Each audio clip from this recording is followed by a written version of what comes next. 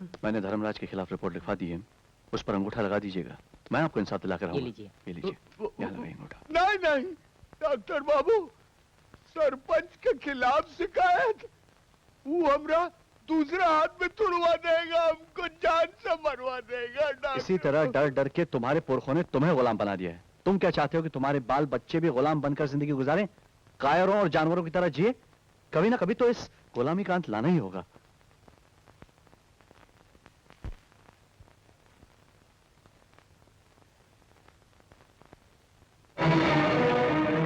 बहुत अच्छे डॉक्टर बाबू, आप यहाँ गांव वालों का इलाज करने आए हैं, वही करें तो अच्छा रहेगा। इस गांव वालों की सबसे बड़ी बीमारी है डर, और मैं उसी बीमारी का इलाज कर रहा हूँ। कागज पर अंगूठा लगवा के, इन्हें मेरे खिलाफ भड़का के?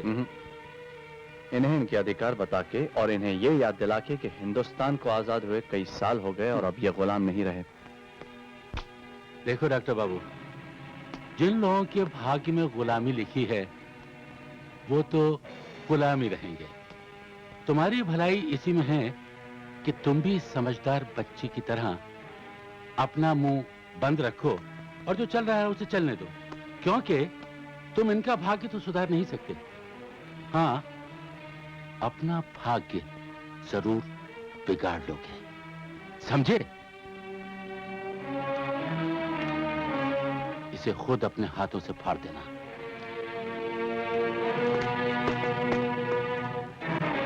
दिनेश। जी सर। ये ले जाकर शहर के पुलिस स्टेशन में दे दो। लेकिन वो सरपंच साहब ने... जैसा मैं कहता हूँ ऐसा करो। ठीक है।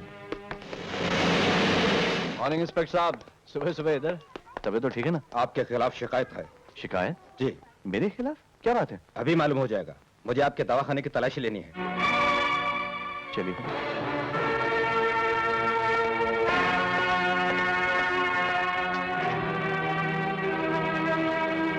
डॉक्टर साहब जी, इस अलमारी में क्या है?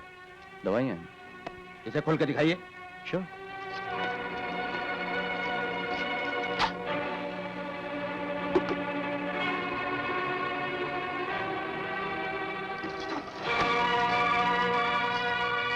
डॉक्टर साहब,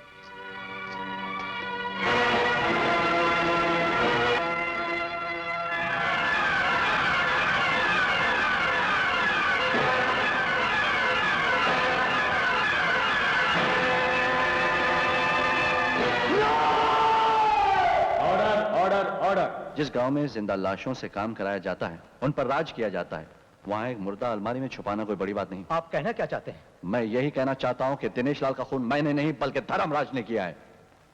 आपके पास ऐसा सोचने की कोई वजह है? वजह यह है कि श्री धर्मराज जी के आदमी एक गरीब मजदूर रामू को पीट रहे थे।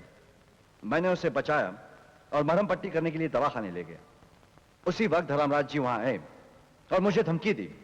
कहने लगे कि अगर मैंने पुलिस में उनके खिलाफ शिकायत की तो अच्छा नहीं होगा। ये झूठ है, मैंने किसी को कोई धमकी नहीं दी हुजूर। ये सच है जज साहब, और इस सच का गवाह मजदूर रामू है। बुलाकर पूछ लीजिए। रामू हाजिर हो। डॉक्टर वर्मा के असिस्टेंट दिनेश लाल के खून के बारे में तुम क्या जानते हो? का बताई माई बाप, एक दिन हमरे हाथ में चोट लग गए रहा। डॉक्टर बाबू ने हमरे हाथ में पट्टी बांधा और कहा कि दवाखाने में ही आराम कर लो। हमरा नींद लग गया साहब, और जब हमरा आंख खुला तो का देखा थे कि डॉक्टर बाबू का बीबी और दिनेश लाल। क्या देखा तुमने? हमका देखते ही दोनों धड़ से उठ गए और जल्दी जल्दी कपड़े पहनने लगे। नहीं जज साहब, ये झूठ बोल रहे हैं। Order order. वो के बाद माई बाप हमने जाकर के डॉक्टर बाबू को सच्ची सच्ची सब कुछ बता दिया। फिर डॉक्टर बाबू गुस्से में लाल हुई कवा और दांत किटकिटाकर कहने लगे, मैं उस नमक हराम दिनेश लाल को नहीं छोड़ूंगा। और उसके बाद डॉक्टर बाबू ने दिनेश लाल का खून कर दिया और उसकी लाश को उठा करके अलमारी में छिपा दिया। That's all, Your Honor. गवाहों के बयानात से यह साबित हो चुका है कि डॉक्टर विजय वर्मा ने दिनेश लाल का खून किया, लेकिन चूंकि यह खून वक्ती जज्बात के तहत हुआ है, अदालत डॉक्टर विजय को 7 साल की कड़ी सजा सुनाती है। क्या बात है? आंखों में आंसू और गोद में बच्ची को लिए हमारे पास क्यों आई हो? ये बच्ची नहीं है साहब, बच्ची की लाश है। अरे रे रे रे, लेकिन हुआ क्या ऐसे?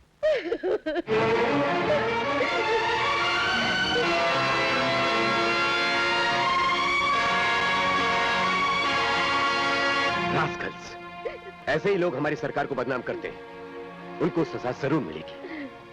मैं तुम्हारे साथ पूरा न्याय करूंगा। सुनो जी, पुलिस कमिश्नर को फोन करो कि इंस्पेक्टर पांडे को गिरफ्तार कर लें और न्यायनगर के सरपंच धर्मराज को मेरे सामने हाजिर करें। सर, धर्मराज जी आपके ससुर हैं। तो क्या हुआ? उनकी बेटी से मैंने शादी की है, इसका मतलब ये तो नहीं कि एक अबला पर जुल्म होने दूं, अन्याय होने दूं। जाओ, फोन करो, जाओ। Yes sir.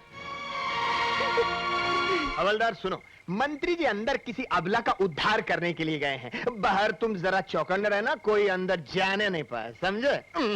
ये तो घूरता है। बाप रे, जय हो। देखो, तुम बिल्कुल चिंता मत करो। सुबह होते ही तुम्हारे पति को जेल से छुड़ा लाऊंगा और तुमसे मिलवा दूंगा। ये मेरा वादा है। अरे बैठो ना। अरे डरते क्यों हो?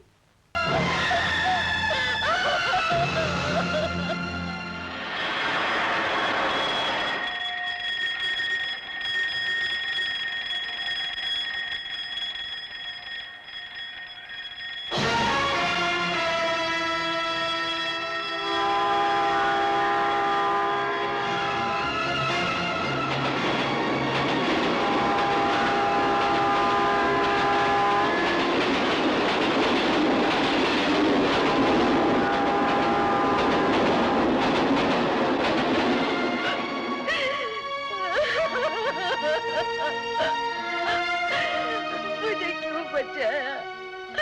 मुझे मर जाने दिया होता।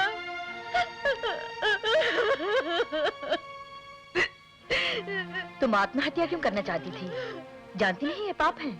इस दुनिया ने हर तरह से मुझे सताया, मेरे शरीर को गंदा किया और मेरी बेटी की हत्या की है। मुझ जैसी औरत के लिए अपने माथे का कलंक मिटाने का और इस पाप की दुनिया से मुक्ति पाने का यही एक रास्ता बच गया था। तुम क्या समझती हो? अपनी जान देने से माथे पर लगा कलंक मिट जाएगा? जब मैं ही नहीं रहूंगी तो कलंक कहाँ रहेगा? मर्दों की सताई गई औरतें अगर बदनामी के डर से आत्महत्या करने लगी तो पाप करने वालों की हिम्मत और बढ़ जाएगी। कई और अबलाएं कलंकित हो जाएंगी और इसकी जिम्मेदार हर वो औरत होगी जो जिंदगी से भागकर आत्महत्या कर लेती है। तुम अपने आप को सजा क्यों दे रही हो? सजा तो उन्हें मिलनी चाहिए जिन्होंने पाप किया है। लेकिन कैसे? इसके लिए कानून है, अदालत है और मुझ जैसी वकील तुम्हारे साथ है। मैं तुम्हारे माथे पर लगा कलंक मिटाऊंगी, तुम्हें इंसाफ दिलाऊंगी। आओ मेरे साथ, देखो मुझ पर भरोसा रखो। काम। आइए मंत्री जी, कितनी जनता खड़ी आपके स्वागत के लिए। मंत्री चरणदास जिंदाबाद, मंत्री चरणदास जिंदाबाद, मंत्री चरणदास जिंदाबाद, मंत्री चरणदास जिंदाबाद, कुमारी जूली सिंह जिंदाबाद, राजकुमारी जूली सिंह जिंदाबाद, राजकुमारी जूली सिंह जिंदाबाद।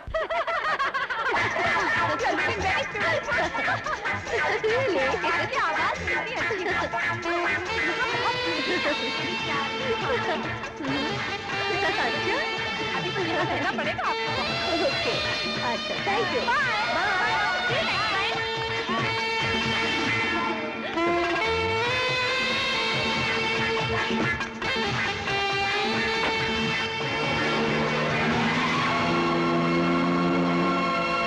कौन है ये जूली सिंह?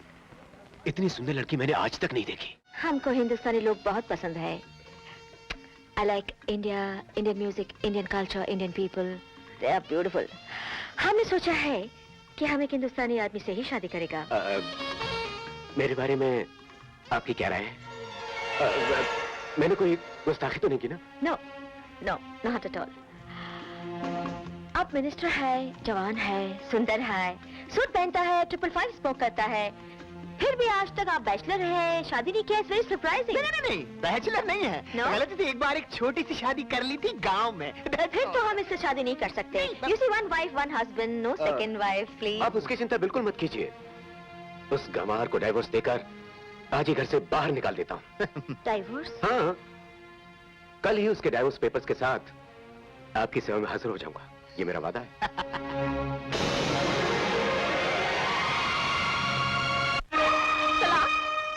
क्या किया है मैंने? किस कसूर की सजा दे रहे हैं आप मुझे? मैं फिजूल की बहस में नहीं पड़ना चाहता। मुझे तुमसे तलाक चाहिए, अभी इसी वक्त। ये क्या हो गया आपको? मैं आपको छोड़कर कहाँ जाऊंगी? कहीं भी। हाँ, वैसे मैं तुमको एक गाड़ी, बंगला और 5 लाख रुपया कैश दे सकता हूँ, अगर तुम इस तलाकनामे पर दस्तखत कर दो तो। नहीं चाहिए मुझे आपकी गाड़ी, बंगला और पैसा। चिल्लाओ मत। आखिरी बार पूछता हूँ, दस्तखत करती हो या नहीं, वरना जान से मार दूंगा। हाँ, मार डालिए मुझे, मगर मैं इस घर को नहीं छोड़ सकती, अपना सुहाग नहीं त्याग सकती। ठीक है, मैं तेरा सुहाग ही खत्म कर देता हूँ, अपने आप को गोली मार लेता हूँ। बोलो, तलाकनामे पर दस्तखत करती हो या गोली चला दूं? नहीं, नहीं, गोली मत चलाइए। आप जो कहेंगे मैं वही करने के लिए तैयार हूँ। क्या ससुर ससुर लगा रखा है? तेरी बेटी ने डाइवोर्स पेपर साइन कर दिए हैं। अब वो मेरी पत्नी नहीं है, बल्कि ये होंगी मेरी पत्नी, my sweet heart, my darling, my everything. अगर तूने मेरी बेटी को छोड़कर इस 2 टके की छोकरी से शादी की तो मैं तुझे जिंदा नहीं छोड़ूंगा। क्या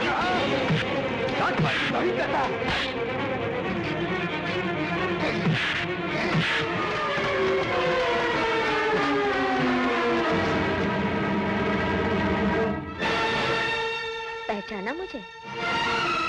मैं डॉक्टर विजय वर्मा की पत्नी हूँ, आरती। ये सच है कि धर्मराज और इंस्पेक्टर पांडे की लाशें बरामद हुई हैं, लेकिन इससे यह साबित नहीं होता कि ये खून चरणदास जी ने किए हैं। योर ऑनर, ये एक वीडियो फिल्म है। इसे देखने से आपको साफ मालूम पड़ जाएगा कि खूनी कौन है और उसका मकसद क्या था।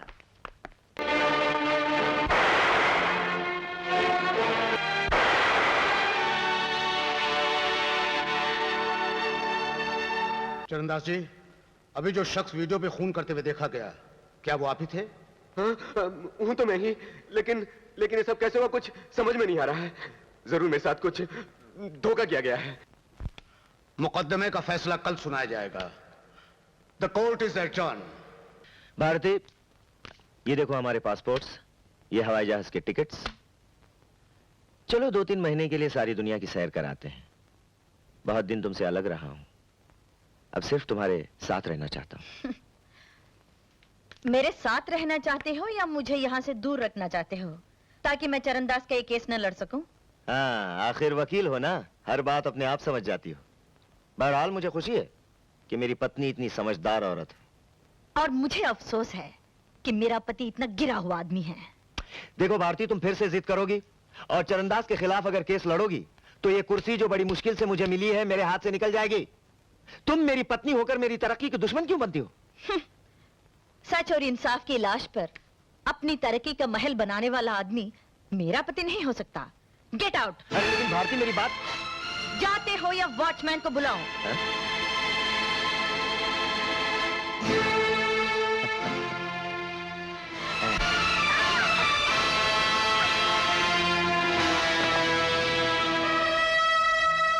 सारे गवाहों के बयानात सुनने के बाद अदालत इस नतीजे पर पहुंची है कि एक वीडियो कैसेट के अलावा इस बात का और कोई सबूत नहीं मिला कि मिस्टर चरणदास ने सरपंच धर्मराज और इंस्पेक्टर पांडे का खून किया है।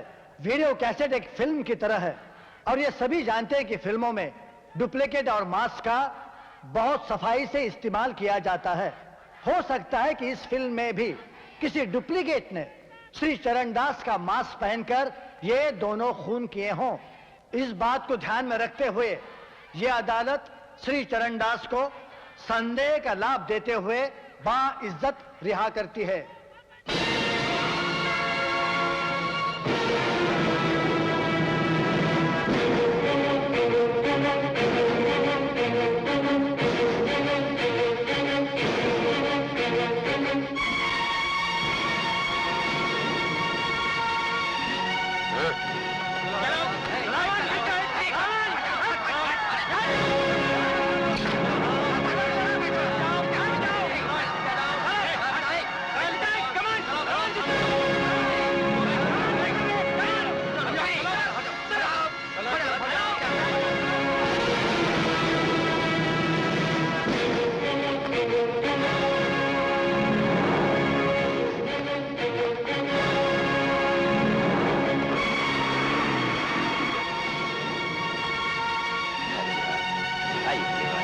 नहीं मिलेगी।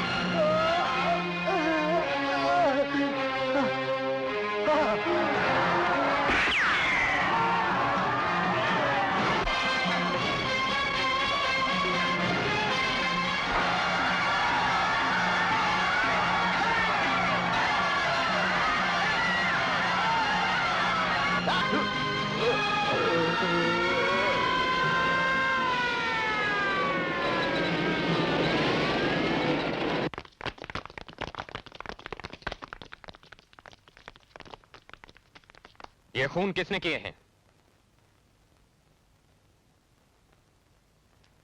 ये